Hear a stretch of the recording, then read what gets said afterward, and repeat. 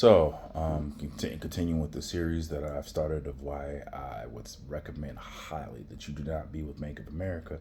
We're going to go over some things with some real facts, so you can understand where I'm coming from. So you can understand that this is not made up. I wouldn't want to waste anybody's time with this. I do take this 1,000% serious. So let me go ahead and start showing you. On the 17th, when the incident happened, speaking with Lorena and her employee at the time, and have specifically asking them not to shut down my Bank of America card because it was damaged. I was not able to pull money out, but I could at least still, do a tap and pay and needed to get a new ATM card. After being on the phone with 95 minutes, she failed to actually do that, and I would honestly say that she sabotaged. I have my right to say that because David had it, David had it right the first time. She overruled that situation, and so I don't know. Speaking with Bank of America in review, as they did find out what I was saying, which is true, and I don't know if she still works at Bank of America, but nevertheless, the situation is so I'm now suffering for the decision that she made. 95 minutes on the telephone. As we can see, I spent another 76 minutes on the telephone with Bank of America. And so now I'm trying to get Bank of America to undo what Lorena has done. And Bank of America tells me there's no way of being able to do this. So now we have a single point of failure. And this is someone who is in management, who represents Bank of America. And I would naturally want to assume that being that she was a supervisor and in management, that she had some years in customer service experience. I don't know if she worked with Bank of America before my incident situation. I probably would assume that she did. I would assume that she has many years of customer service in order to deal with customers and whatever her experience is, which I'll never know. I did find out from them that she would be dealt with internally, which after that is really none of my business because I'm not part of human resources, which I did state to Bank of America. But I said, this is who you guys hire. This is who you guys claim is competent. This is who you guys claim has professionalism and the comprehension to actually do their job and listen to customers successfully and not mess up very important things, being that they are privy to seeing people's confidential information regarding bank account information, social security numbers, addresses, telephone numbers, and etc., and authenticating and authorizing confidential information. So with that being said, me being a certified cybersecurity professional and experienced in IT, this is why I take incident response plans so important. Not saying that you can utilize all 7 steps. You may or may not, depending on how you analyze this. But from a remedial action, this is why I asked Bank of America, why aren't you guys set up for international situations? You guys are the number 2 bank in the United States. There's no excuse. The U.S. government has helped you guys since the situations of 2008 and etc. And so now you guys don't even have a plan to fix this. So you're not set up for emergencies, let alone internationally. I'm pretty sure that this could have probably went a much different way had I been in the United States. But being that I have been outside of the United States for quite some time, pretty much the majority of the time that I've been with Bank of America, more than the majority, practically the whole time. I joined Bank of America in April of 2009 in Yucca Valley, which is they no longer have a bank there, just maybe a few ATMs, as far as Google has told me. And I've been living outside the United States since August of 2009. So you can imagine the amount of benefit that they have gotten with withdrawal fees and everything internationally. And this is who I have banked with and not knowing who they really are. So then as we can see, but we're gonna go back to that in just a moment. So after the incident, I called back again, wanted to make another complaint after speaking with the ATM services the day before and finding out, and they didn't even really want to speak to me on the telephone, which I can understand because I am stressed, I am distraught, I am irate. Pretty much, I didn't curse at them, was not disrespectful, but it just more of in shock because now I'm in a country with who I've chosen to bank with that I should have never really been with them.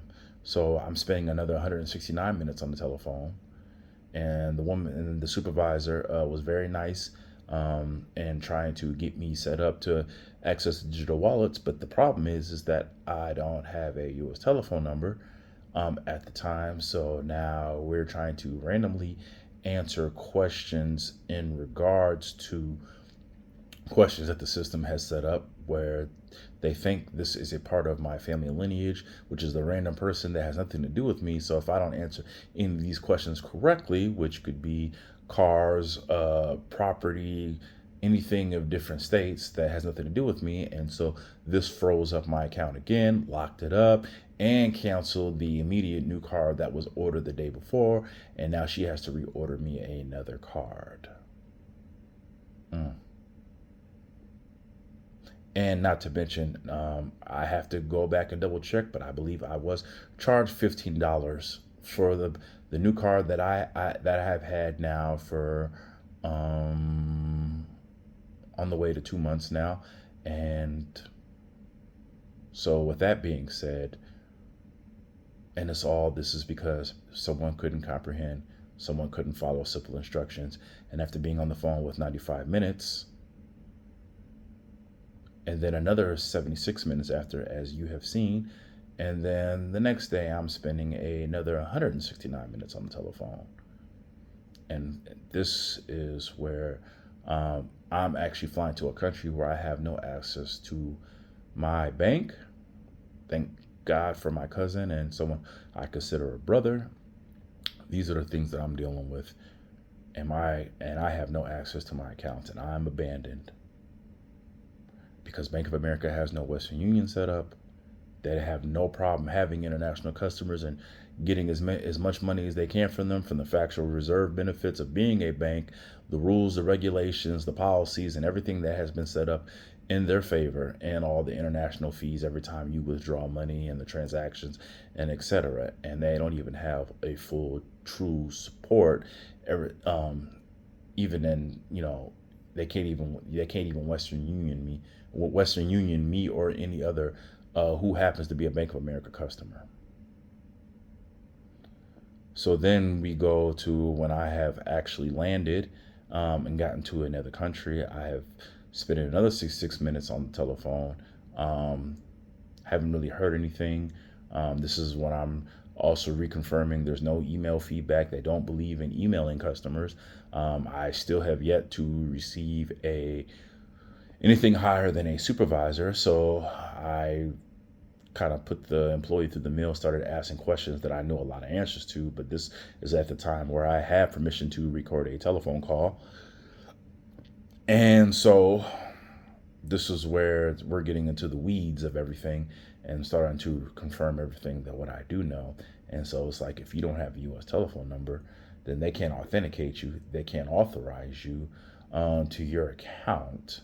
And they're looking for other ways. But now the system only after a few times is going to ask for a driver's license, and after that then it's going to no longer ask. So basically this system is set up to where it is at the basically the people who work at Bank of America are at the actual mercy they're at the actual mercy of this supposed system, which I don't know what this system is. But what I can tell you is this system is not smart. This system is not smart. This is the system that they rely on to take care of customers. But if you're not in the United States, God help you. The chairman of Bank of America knows me, and the executives, And you're wondering, well, how do I know that? Well, I've already had them. Um, Last week talked. They have no disagreement in anything that I'm saying. They just don't want to compensate me for what it is that I asked for, and it's a drop in the bucket compared to the amount of lawsuits they have had within the last 2 years for breaking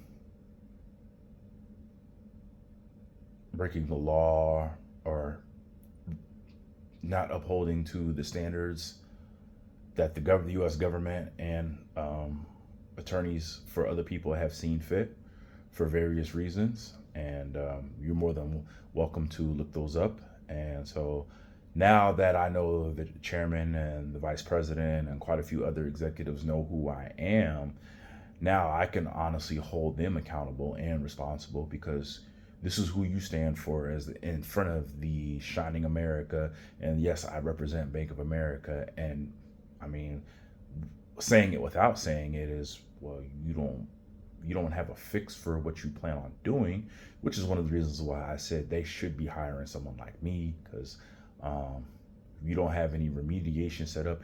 You don't have a true disaster recovery plan set up. You don't truly have a business continuity set up. And what are you really doing to fix that? These are big questions, because, and the only reason why I can say all this is because now I'm speaking from a full fact. I'm not speaking for what I feel, what I believe. You've confirmed with me on the phone, and all you can do is offer a big sorry. If sorry could solve everything, there wouldn't be a lot of penalties for what they've had to pay back over the years, for their negligence, for not doing their due diligence, not hiring the properly trained people, or getting a better team, or finding finding people who can help make them better and help them protect people's personal information, having more availability. I mean, they've even messed up on transactional fees and transferring money. So it's like, what does Bank of America do right for being the number two money in for being the number two bank in the United States? Now I'm questioning more things, because as I've said before, if you've done this to me, you've done this to many others. You don't know what you're doing. And so just by you admitting a few weeks ago that you want to change, that you are looking into changing policies, and what I'm asking for compensation is too much compared to what you've already paid, America needs to know about this. So I think you get the synopsis of where I'm going with this. And so now, I will, in one sense, they have a good fraud set up, but at the same time, you don't have a true continuity of business. And they couldn't answer the question, how do I know this is not going to happen again? So I'm looking at this from a legal perspective. I'm looking at this as letting the attorney general know this perspective, because the one thing is like, I believe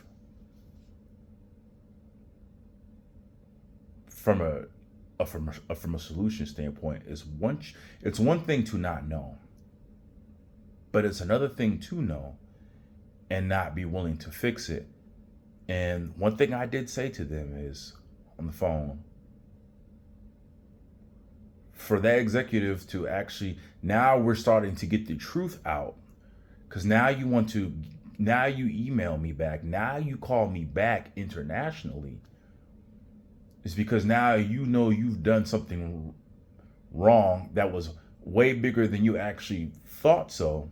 And so now I get to give this, now I have the option to give this to the people of the United States, because a lot of this was hidden information And now that I have it, it's like now that these executives and these people who sit in high places now know, and you're not willing to fix that for, because then that kind of makes me think from a certain perspective. Well,